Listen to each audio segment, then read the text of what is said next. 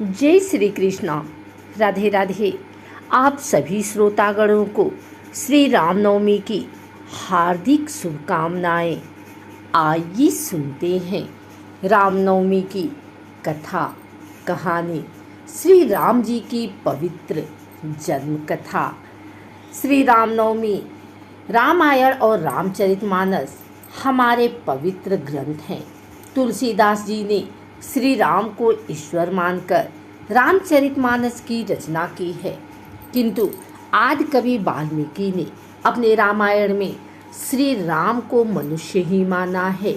तुलसीदास जी ने रामचरितमानस को राम के राज्याभिषेक के बाद समाप्त कर दिया है। वहीं आदि कवि श्री वाल्मीकि ने अपने रामायण में कथा को आगे श्री राम के महाप्रयाण तक वर्णित किया है। आइए जानते हैं श्री राम की पवित्र जन्म कथा। श्री राम जी का पवित्र जन्म कथा के अनुसार महाराजा दशरथ के पुत्र प्राप्ति हेतु यज्ञ आरंभ करने की ठानी महाराज की आज्ञा अनुसार श्यामकर्ण घोड़ा चतुरंगिनी सेना के साथ छुड़वा दिया गया। महाराज दशरथ ने समस्त मनस्वी, तपस्वी, विद्वान ऋषि मुनियों तथा वेद विज्ञ प्रकांड पंडितों को यज्ञ संपन्न कराने के लिए बुलावा भेज दिया। निश्चित समय आने पर समस्त अभ्यागतों के साथ महाराज दशरथ अपने गुरु वशिष्ठ जी तथा अपने परम मित्र अंग देश के अधिपति लोकपाद के जमाता रिंग ऋषि को लेकर यज्ञ मंडप में पधारे। इस प्रकार महान यज्ञ का विधिवत शुभारंभ किया गया। संपूर्ण वातावरण वेदों की ऋचाओं के उच्च स्वर में पाठ से गुंजन तथा समिधा की सुगंध से महकने लगा।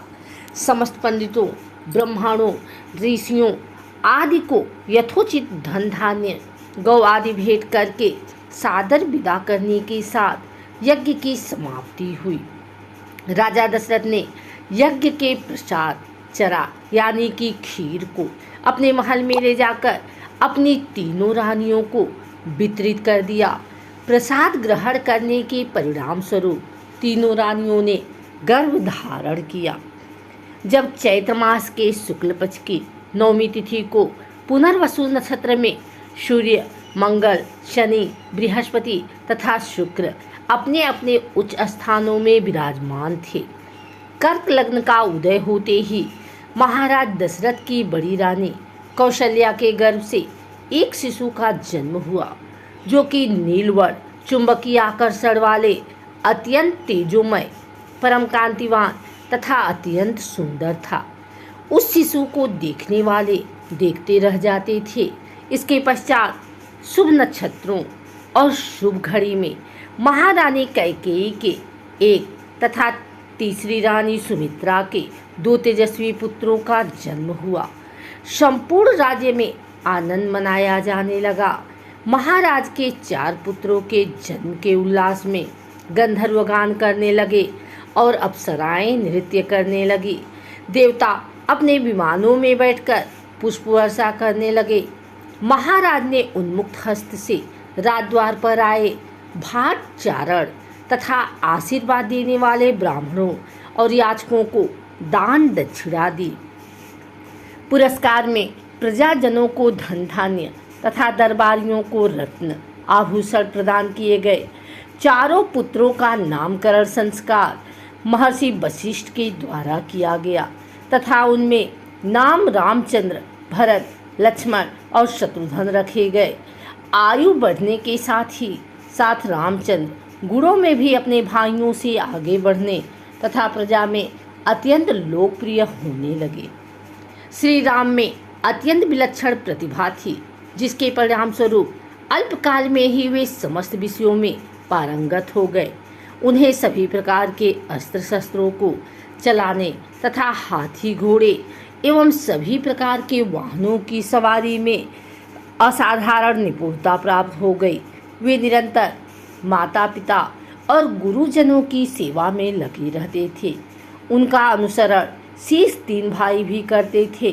गुरुजनों के प्रति जितनी श्रद्धा भक्ति इन चारों भाइयों में थी, उतना ही उनमें परस्पर प्रेम और सौहार्द भी था। महाराज दशरथ का हृदय अपने चारों पुत्रों को देखकर गर्व और आनंद से भर उठता था। धार्मिक ग्रंथों के अनुसार त्रेता युग में भगवान राम जन्म चैत्र शुक्ल नवमी के दिन हुआ था, जिसे श्री राम नवमी के रूप में मनाया जाता है, जिसका उद्देश्य रावण के अत्याचारों का खात्मा तथा अधर्म का नाश करके धर्म की स्थापना करना था। एक और कथा के अनुसार राम, सीता और लक्ष्मण वन में जा रहे थे। सीता जी और लक्ष्मण को थका हुआ देखकर राम जी ने थोड़ा रुककर आराम करने का विचार किया और एक बुढ़िया के घर गए। बुढ़िया सूत काट रही थी। बुढ़िया ने उनकी आव भगत की और बैठाया, स्नान ध्यान करवाकर भोजन करवाया।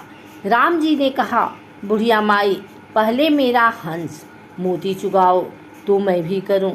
बुढ़िया बेचारी के पास मोती कहाँ से आते, जो कि सूत काट कर गुजारा करती थी।